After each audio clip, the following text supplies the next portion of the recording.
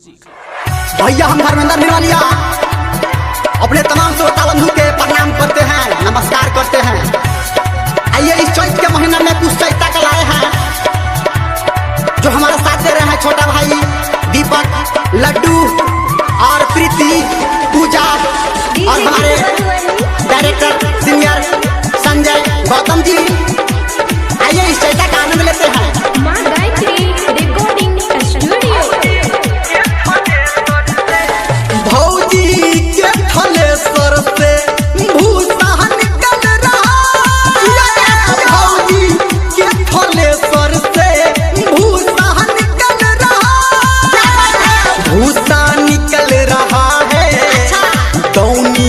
चल रहा है भूसा निकल रहा है दौनी चल रहा है।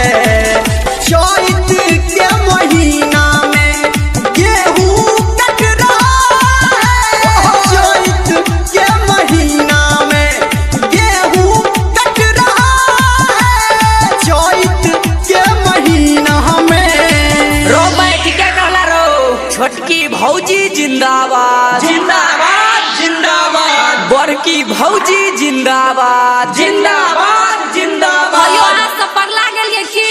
चैत के महीना में दौनी चल रहा है, भौजी के थ्रेसर से भूसा निकल रहा है, भौजी के थ्रेसर से देखो कितना निकल रहा है। ये भौजी हम लोग कहीं गेहूँ का दौनी कर दियो ना ये खेत और गेहूँ से रह जाए। अभी आप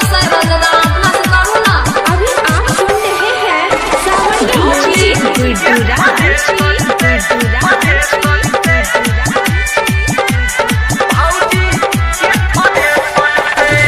रौदा है इतना ज्यादा सबका छूट रहा पसीना, रौदा है इतना ज्यादा सबका छूट रहा पसीना।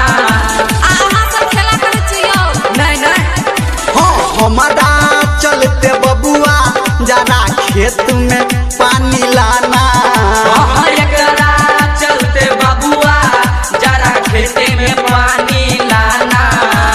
बोझा लेके माथा पे बोझा लेके माथा पे मंगला उछल रहा है, भौजी के थ्रेसर से भूसा निकल रहा है, भौजी के थ्रेसर से भूसा निकल रहा है, भौजी के थ्रेसर से।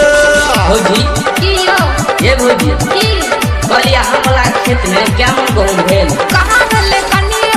की भेल से सब रोड से जड़ गेले।